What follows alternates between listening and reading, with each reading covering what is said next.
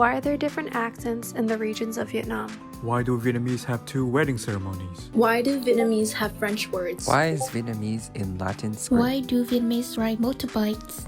You're listening to Why Do Vietnamese, a cultural podcast by VSAR.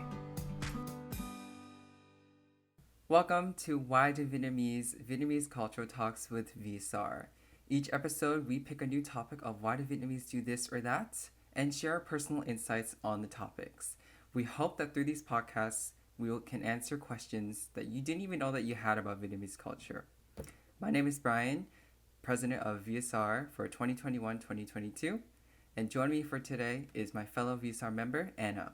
Would you like to introduce yourself, Anna? Hello, my name is Anna. I am VSAR's videographer and editor, and I am a second-year media production student. I'm so excited to have you here.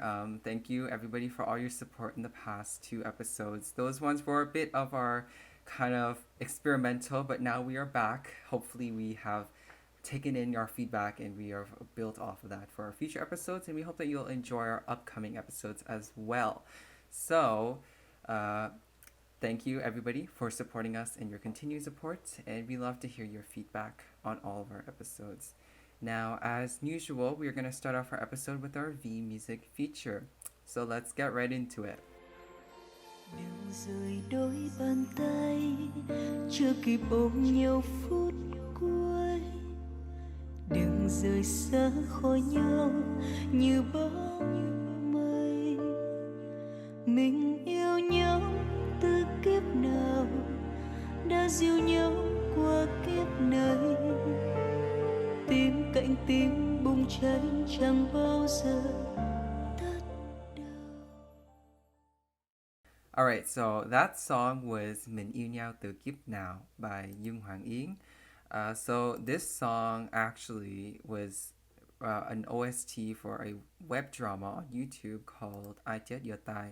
So this was a web drama by Huỳnh Lập on YouTube. Everybody can find it. Well, hopefully we'll put the link in the description so you guys can check it out. I personally really like this web drama. It's really good, high quality. It has English subtitles, so not to worry about that. And it also talks about the Vietnamese side of spirituality on a different perspective, really modern, and it's like in high cinematography. And I think it's great. You should check it out. And also special thanks to 17 Production and An Ham To for giving us permission for using this song for our podcast and bringing it to our audiences overseas. Thank you so much, 17 Production. So, after hearing what this song is all about, Anna, what do you think our topic is for today? Ooh, is it spirituality? Yeah, it's definitely spiritually related. Oh my goodness, what a good guess. I had no idea. You're psychic, that's what it is. That's why it's so spirituality. That's why I brought you here today, because you have the spiritual connection. Oh my goodness, thank you. I'm You're so welcome honored. any day. Yes. So today's topic is going to be, why do Vietnamese burn paper money?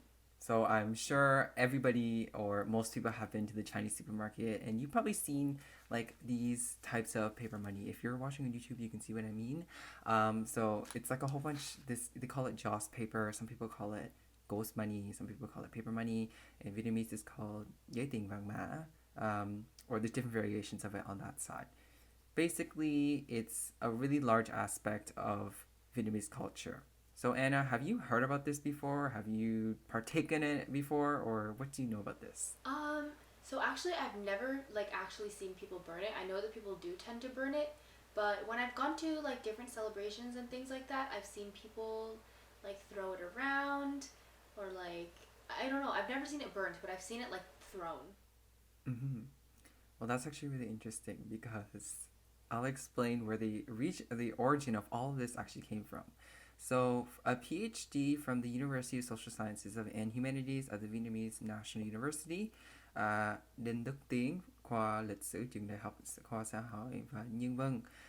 So basically what he said, I'm translating this in Vietnamese, he said that the paper money was at first not actually intended for burning, but rather to be buried, hung, or scattered around one's grave. However, later the act of burning the money was really popularized in royals' rights, like the royalties, Also, it spread to the commoners and then eventually became a really popular cultural aspect. And the tradition of actually physically burning this money was imported from China. So once it was in Vietnam, the local belief of Jung Sa Am Vai, meaning however it is in the mortal world, it is also like that in the other world or the underworld. Thus, this world of Joss items was born, and it grew exponentially in the local culture and region of Vietnam. And in more recent years, you can actually find a huge variety of crazy items that are Joss items, such as motorbikes, cars, suits, airplanes, smartphones, mansions, brand name stuff, you name it, it's there. Like, it used to be really simple, intricate, like gold ingots and just money, but now it's American dollars too. You can find them. Oh, are they trying to create like an equivalent in the afterlife to like our life? Yeah, that's basically the belief that is popularized in Vietnam, where the other world, or that spirits and ancestors live in, is the same as this world. So they still need the same items like money and clothing and food and things to live their life in the other world. Thus, there's the belief that we should send it to them in the form of burning it so that the smoke is believed to reach the other world. Oh, that's actually super interesting. Yeah, I think it's actually quite symbolic, and where you see a lot in funerals. And if you're in Vietnam, it happens basically every single time they gom or they like pray or offer anything. There's always like a little bit, like a little basket of like joss paper there. So they tend to burn it after they finish with the gom part. Then they offer on that side. So this also branches off into this common belief of burning is just auspicious act of cleansing. So it basically is considered the proper and like the legitimate way of disposing of any spiritual or kind of religious related items. So joss paper, any pictures of gods or spirits and deities, you have to burn it to cleanly and properly dispose it, or else it's considered disrespectful. I mean, this one has created this misconception from a lot of people where they actually tend to burn a lot more, because they believe that the more I burn, the more the people on the other side will receive. The more I burn is better, which is somewhat kind of wasteful to the environment, which leads me to this question for you, Anna. Do you think that this belief, of course, we're respecting everybody's beliefs, and we're not saying that it's incorrect, but in your personal opinion, Anna, do you agree that it is like too much, or do you think that it's not fit for our modern world? I think it really depends. Like everything is great in moderation, obviously. I know that there's people who are like burning a lot of items to send them to the afterlife. And while I understand the intention and like, oh, it's respectful and it's good, maybe it's just me because I'm like not that religious, and I just think like if our ancestors are looking over us, they just want us to be good people, then it's really important to look at these things from an environmental perspective as well, because I'm not an environmental expert or anything, but I just think like anything that you do or anything that you burn or get rid of should be done in moderation, and like in case it could be used for something else. I think that's a really good point, actually. A lot of like on the Buddhist side of things, not so much local customs, there is the belief where it's kind of just do it in moderation, because you're just doing it as a symbolic act. Like it's not physically like they're not actually receiving what you're burning. It's not actually going to get to them. It's just that act that you are having the memory of them, and you're respecting them, which is through this act. Yeah. So it is a bit wasteful, I think, if you're doing it in huge amounts, because I know if you ever go to Vietnam and you see like they do like buckets and like huge crates full of this. Yeah, that's the whole thing. And it's like stacks and stacks. But what exactly are they burning? Is it clothing? Is it... So it's a variation. So it's like paper chests that are full of like these, like this paper that's folded in like the shape of an ingot, or like it has like shoes, clothing, and like sometimes they have paper mansions with like little paper servants all around the houses too. Oh, And that's actually super interesting. yeah, I know, right? It's pretty common for the funeral rites, actually. On the 100th day after the death, people tend to get the entire house thing, the paper mansion, and they burn it as an offering to their ancestors. So it's actually paper form of like that's what I mean by it's Joss paper. So they take Joss paper and they put it into the format of like the shape of a shoe and the shape of clothing and the shape of that. But regardless, though, you're still burning a lot of paper and that's still Yeah. carbon emissions, right? That's the whole thing with this, is that like I just really hope it's not too big of an industry to the point where it's contributing to a lot of deforestation to make all this paper just so it can get burned. I think it's been around for like hundreds, maybe 1000s of years, whatever. But in recent years, it's become very industrialized. Like, there's Yeah. this huge economy. Like there's streets in Vietnam that are specific to selling these paper items, and it's like huge and elaborate items. It could be like cars, Gucci items, and like LV purses and bags, and like full-on paper mansions and all these God. crazy things.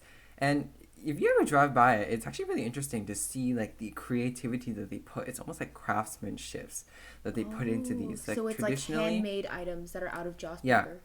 exactly. God. Traditionally, they were all handmade with bamboo frames and painted by hand. But in more recent years, that craftsmanship has started to die off, leaving with more print paper being, it's almost like 3D print paper where you're just assembling like a model Yeah. and it's just like printed. Like it looks like a cereal box, kind of like the shiny paper and cardboard, which kind of takes away from like the traditional feel of things. Yeah, But for sure. I mean, that's how you reach the demand that's increasing. Yeah, supply and demand. I can't imagine though being like, "Here you go, grandma, LV nè." Like Yeah, exactly. that's such a weird concept to me. There's so many jokes, like you ever see like those hike it, like the comedy, they're just like, oh, hôm nay muốn cúng gì cho bà, you know, cúng gì, it's like muốn cúng cái iPhone, cúng cái iPad cái này nọ, and they're just like always like these fancy like full things, and it's, I don't know, it's interesting. whole thing. But so do you think it's correct for, well, I guess you kind of already answered this, but do you think it's right for people to be using this as a sign to respect that the more I burn, the more respect I'm showing, and the more lam than kin, the more genuine I am with these things? Do you think that's something that should be accounted for? So I disagree with that.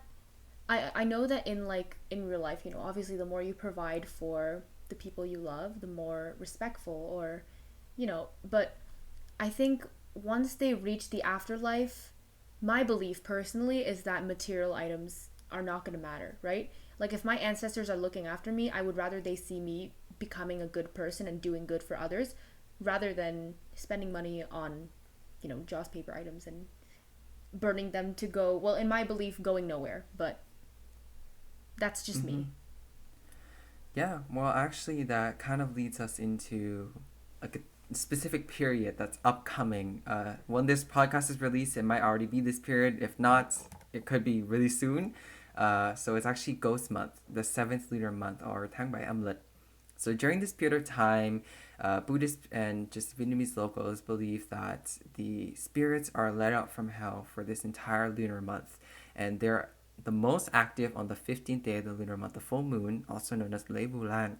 And during this period of time, people often do not go after dark because it's considered that spirits are out and roaming the most in the dark, and they might do bad things to you because there's vengeful spirits as well as there are good spirits as well. Vengeful spirits are the ones who are not taken care of, do not have people or descendants that look after their altars, offer them food, and thờ cúng đầy đủ, meaning that they become roaming spirits and they go off and creating trouble and chaos. So during this period of time, people try to build on good merit so that they don't have to suffer in the afterlife too, also known as làm từ thiện để mà tích phước đức về.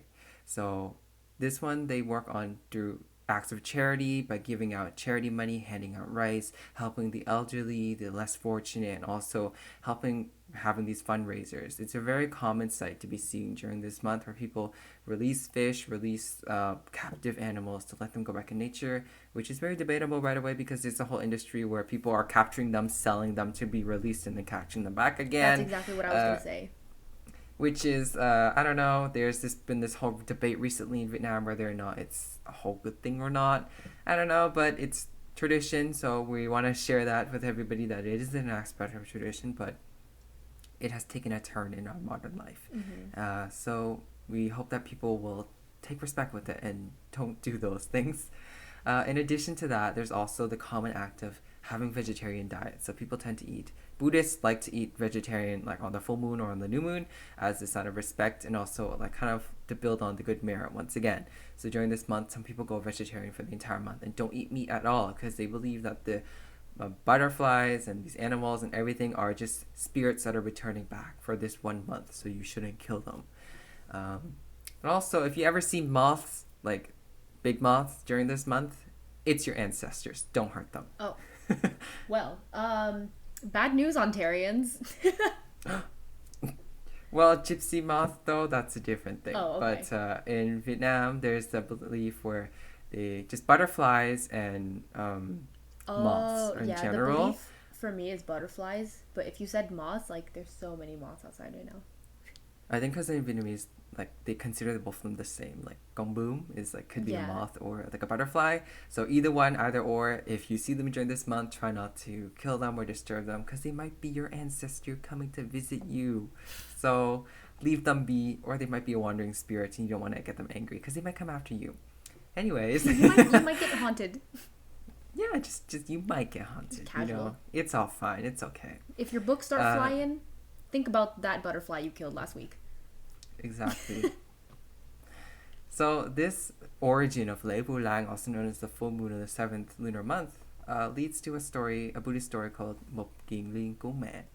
So this starts off as one of Buddha's disciples originally saw his mother in hell and was unable to help her regardless of his power, because this person had already reached a certain level of enlightenment, so he already had some power to him. He was a very kind person and always believed in building merit and helping to do good deeds. However, his mother was a bit on the opposite side of things, where she was a bit more on the greedy side and not the best person when she was alive. So, as a result, when she passed away, she was punished in hell by not being able to eat or drink at all and being burned in the flames of hell. Mop Ging Ling saw this and felt really bad for his mother and wanted to do anything in his power to help her. So using his powers, he brought a bowl of rice to his mother. However, the moment she reached for the rice, it burnt and disappeared in flames, and it couldn't reach his mom. He went back to the Buddha and asked, what can I do to help get her? And there wasn't much that they could do, because that was just the price that you had to pay for being bad and doing these bad things and not being a good person in your life. Because it just adds up, and when you die, in Buddhist belief, you bring nothing with you except for your merits, your good deeds, as well as the bad deeds that you have done. And they follow you to your next life in your reincarnation. Which is why it's so important to build on and doing good deeds. So, however, during the full moon of the 7th lunar month, also known as Ram Thang Bai in Vietnamese, the souls were let out for this whole month to roam the mortal world and scavenge for food, which is why during this month, Buddhists and locals in Vietnam believe that these spirits are wandering spirits, also known as go home. So they kum go home, meaning they offer to the wandering spirits, and they place it outside of their homes, and they burn joss paper and joss money to offer to these wandering souls in hopes that they will bring them good luck by offering them these things. And one thing that's kind of interesting of this Gomko home aspect is at the end, you do one thing that you don't typically do in any other Gom ritual or praying ritual, is you sprinkle salt and rice. And do you know why this is, Anna? You sprinkle salt and rice? Yeah, do you know why? I have no idea, actually. So actually, it's really interesting. I actually recently found out through Huỳnh Lap's stories, Jung Mak in Go Huỳnh Lap. So you guys should check that out too. So after they finish with the gom and the rituals, they sprinkle rice to offer to the ghosts one last time on the ground, and the salt is to ward them off. So you give them one last offering and then you send them off, as in don't leave them, because if you don't, they might enter your house. They might enter your house because it's doing right in front of your house, right? They might enter your house and they might create issues and cause problems to the house, which is why it's so important that when the incense is still burning, you don't grab the food and everything. You don't touch it, because the spirits are there. This is actually a lot more complicated than I thought it was. So it is. Say I didn't sprinkle the salt, like a spirit could come into my house and well, there's a risk of it, yeah. And just be like, hey, you got apple juice? And I'll be like, no. you got apple juice? Yeah, because when you go, you invite them to your house to eat, Yeah. right? But you have to send them off. Like, you don't just bring them in and So then it's like just saying bye let to your them dinner go guests. in. Exactly. Okay. You know, you're here, you're good, welcome. You're no longer invited here anymore. Please go. Like, this is done. The party's over. Go home, right? But it originates from this tradition of gum go home. So typically, the food that you gum go home, you don't bring back into your house. You let whoever is passerbys on the street, they take the food. Traditionally, it's supposed to be people who are less fortunate, whether it be like people who are beggars, homeless people, whatever like that. They walk by or they just need food. They go by, they take the food. After the incense has finished burning, they come in and take the food, and it's considered to be luck for them as well. And it's also building on your good merit because you're giving food to charity, to people in need. But that, like with most traditions, has taken a turn as well. People have lost the meaning behind the significance of waiting for things to finish. There's videos out there, if you search every single year during the Kanko home, during the 7th lunar month, if you go on Vietnamese Facebook, you see videos of people waiting with plastic bags. People are fully well off. They're driving expensive motor cars. They're fully well off, no. holding plastic bags, waiting for the person. As soon as they open their doors, they bring the plate out. They didn't even get to finish praying yet, and everything is gone. Oh my god. So they grab it and they fight. And it's like full-on fist fights to fight for these things.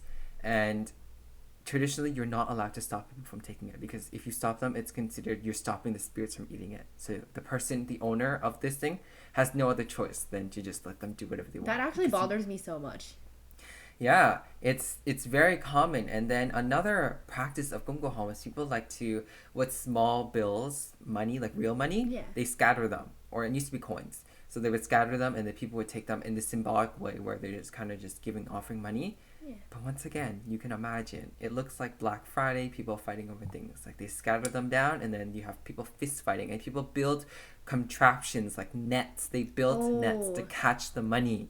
And it's like become this huge aspect of this whole month where people are just going and fighting for food and stealing these things. It's technically considered stealing because it's not even finished yet. It's still on the person's property. There's some videos, if you see out there, people are bringing out like the roast pig. They didn't even put it on the table yet, and somebody's already grabbing it from them.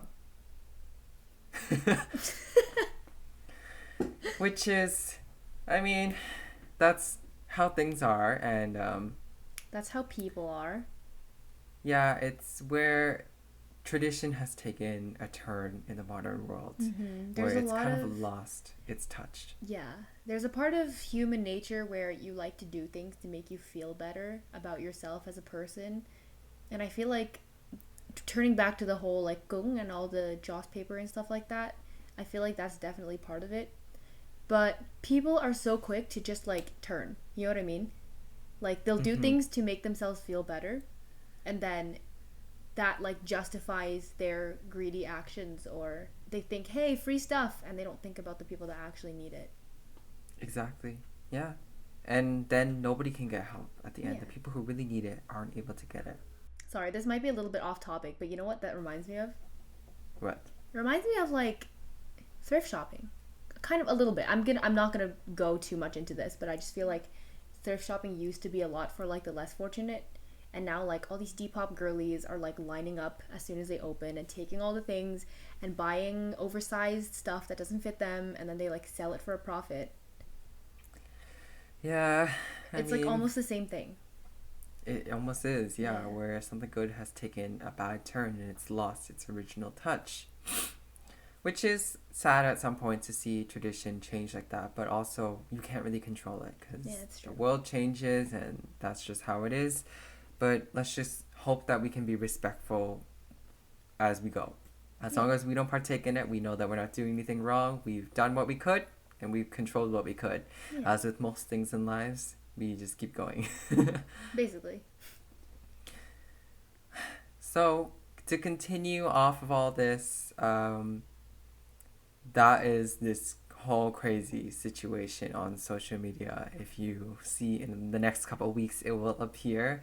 Probably not this year because of the pandemic, but it typically shows up around this time of the year.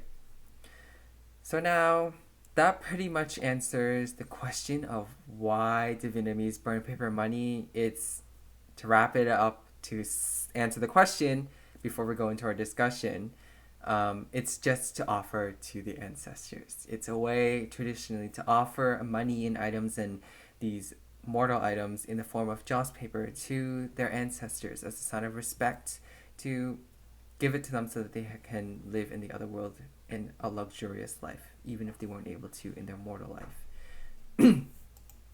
Which I think is quite meaningful at its essence, but it has taken some turn, but we recognize it, and that's how it is.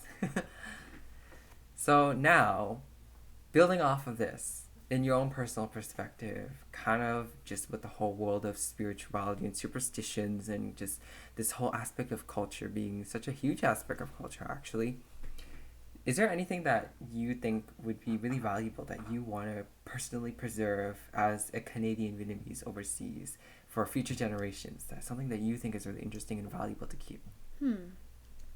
I really like the idea of like when you make offerings to your ancestors, and I do like the idea of good merit. Although now I understand there's a lot of like, especially on social media, people do things just to virtue signal or, prove that they're good people, whether to themselves or to other people.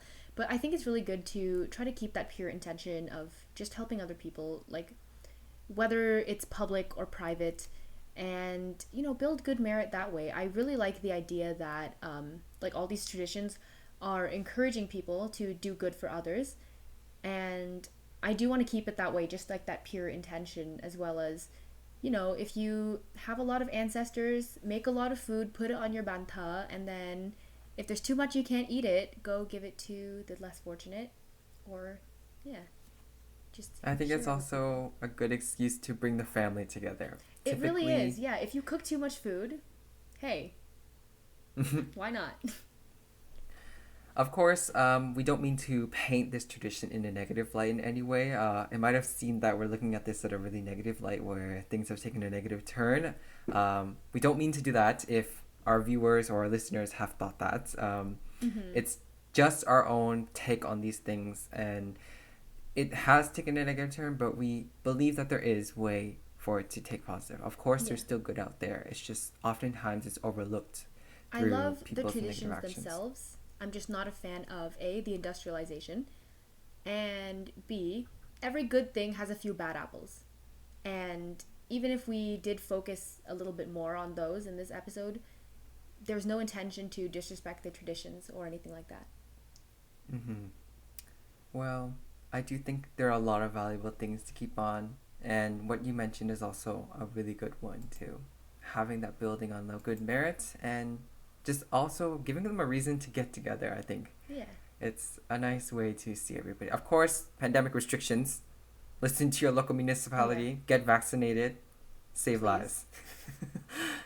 So, are there any crazy superstitions that you have heard from your family, your friends, or your parents that they strongly believe in and think that you should believe in as well? Are there any? Yes. So, when you first pitched this episode to me, I told you that we absolutely have to talk about feng shui and superstitious home decor, because my mom is so into that. She knows like so much more about it than I do.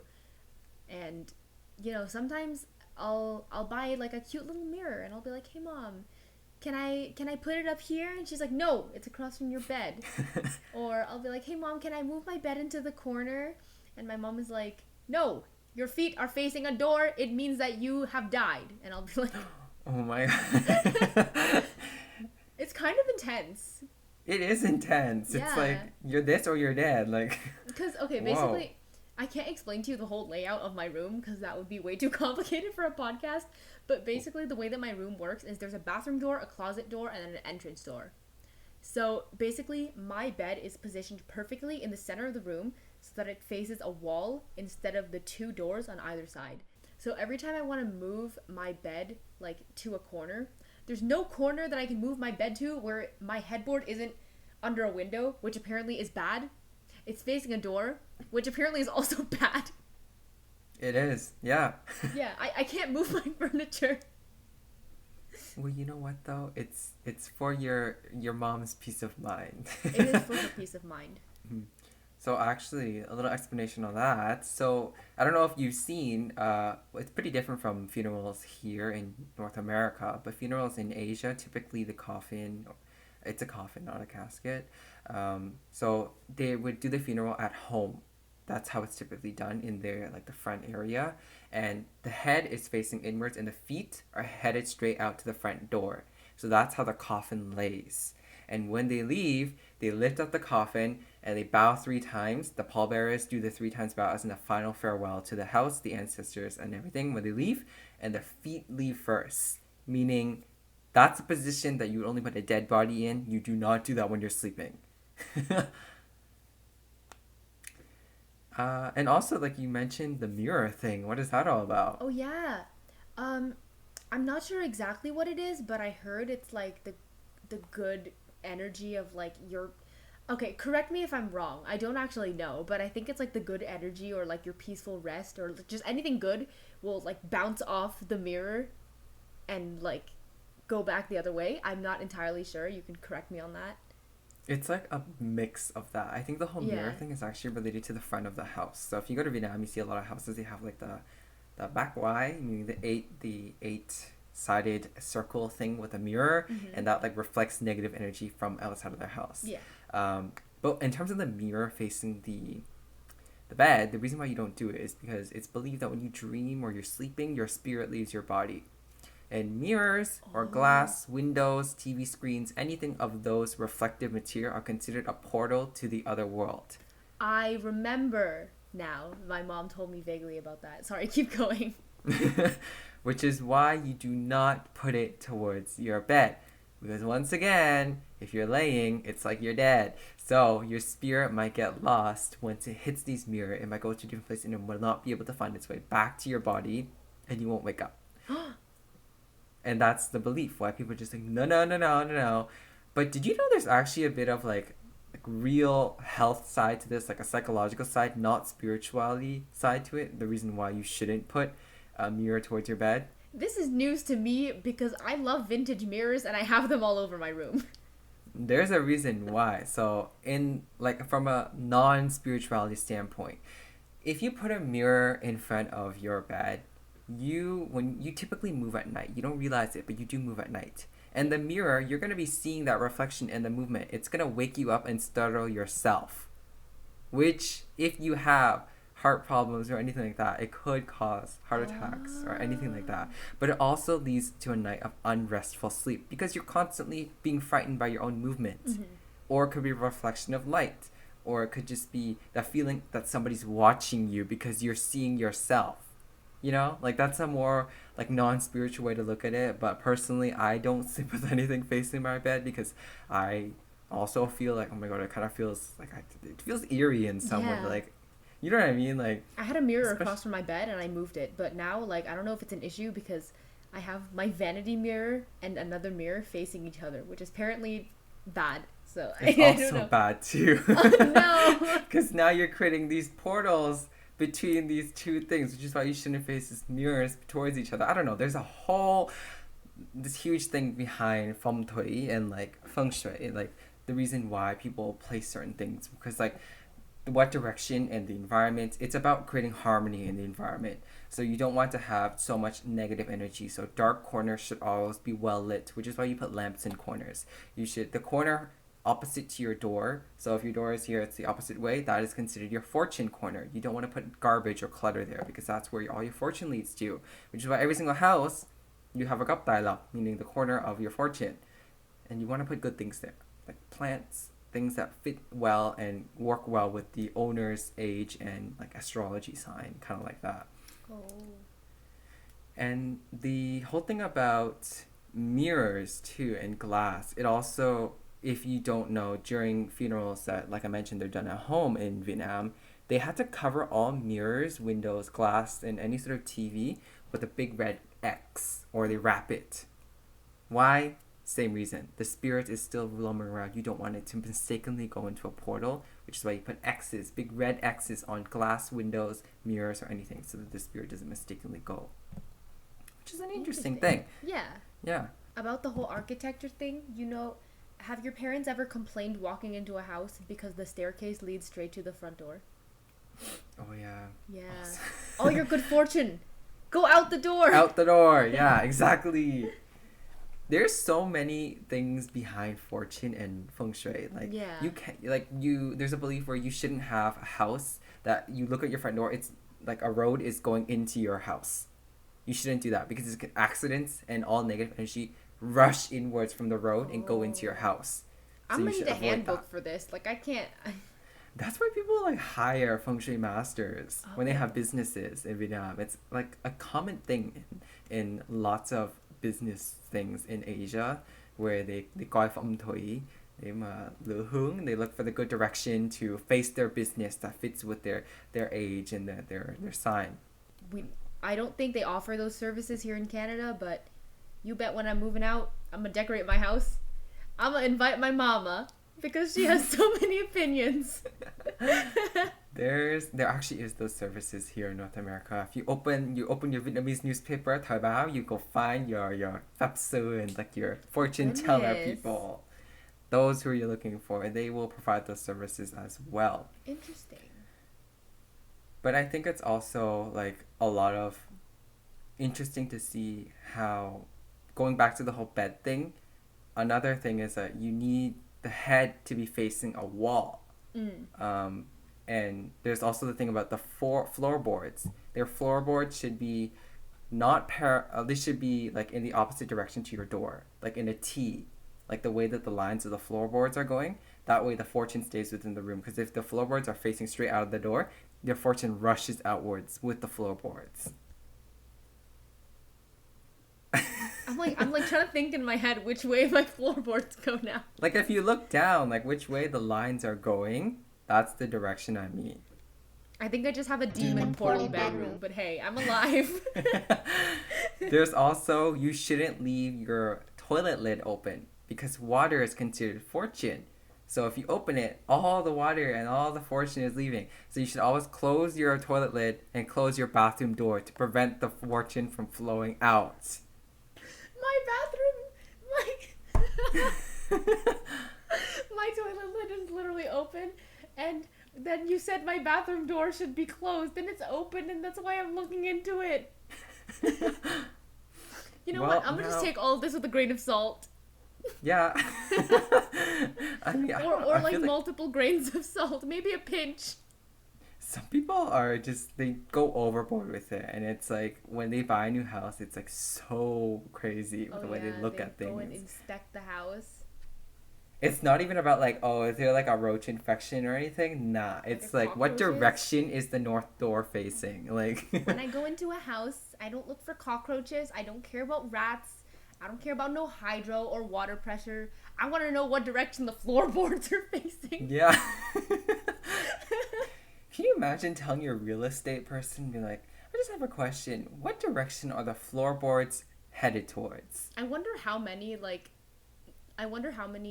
Canadian real estate agents have been really confused by by all these feng shui requests. Okay, but that's why you get an Asian real estate. Which is true.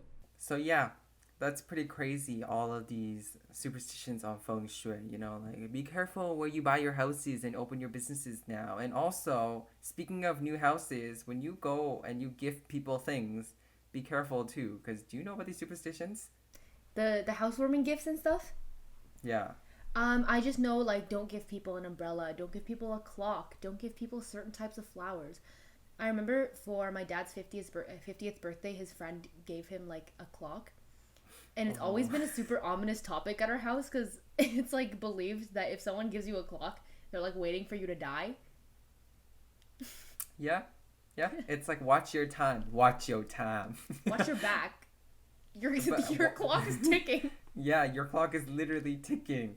It's okay if you do like a watch, like a small watch, Apple Watch, you know, that's cool, Apple Watch, Yeah, you know, that's cool cool. one. But not a wall clock. Like the Muji cuckoo clocks. No, those ones Oh, I thought cannot. watches were bad too because I remember my boyfriend was like, "What do you want for your anniversary? Like, let me get you a nice watch." And I was like, No, "Is that a watches threat?" are okay. Okay. Watches are okay.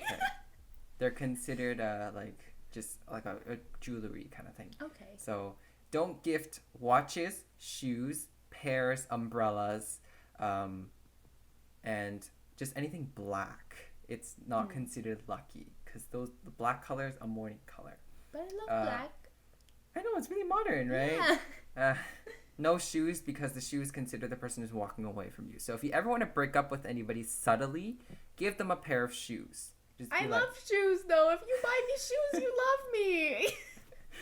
It's a belief that they're walking away from you. So don't gift anybody shoes if you love them. Wait, but my boyfriend is literally a sneaker person. Oh. Do I have news for you?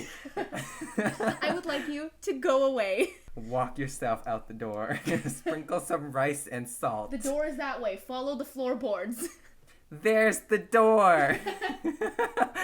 Well, everybody, I hope that you take away from this message. Don't gift shoes. Don't touch random offerings outside. And be respectful and hope to build good marriage.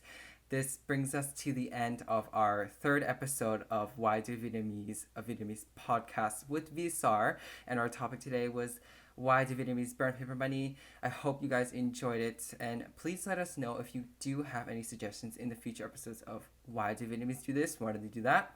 Let us know, but you can either reach us at our Instagram at VSA Ryerson or email vsar@ryerson.ca, or you can comment down below on our YouTube channel. And Anna, do you have any closing remarks to share with our viewers and listeners? Yeah, I just hope that everyone really enjoyed and found it either entertaining or informational or both. And Brian, I have a present as a thank you for having me. Really? It is a black clock for your wall with a shoe on it. Somebody is asking for a fight. Clearly, we are good people. We do not cause fights because we build on our merits. Yes. So thank you so much, everybody, for joining us and staying to the end of our third episode in our podcast. We hope to see you again in our future episodes. And remember, don't mess with people. Be nice with people. Spread love, not hate. Get your vaccine, save lives. Get vaccinated. That is your mission. You are building merit. Wear your mask. Get vaccinated. Don't steal food that is meant for the less fortunate. Yeah. Donate to a good cause. And hopefully next time we're seeing you, we are in a studio because enough people have gotten vaccinated. So get vaccinated, save lives, and help us make a better production. And thank you. That brings us to the end of our episode. Remember to stay curious and ask, why do Vietnamese? See you next time.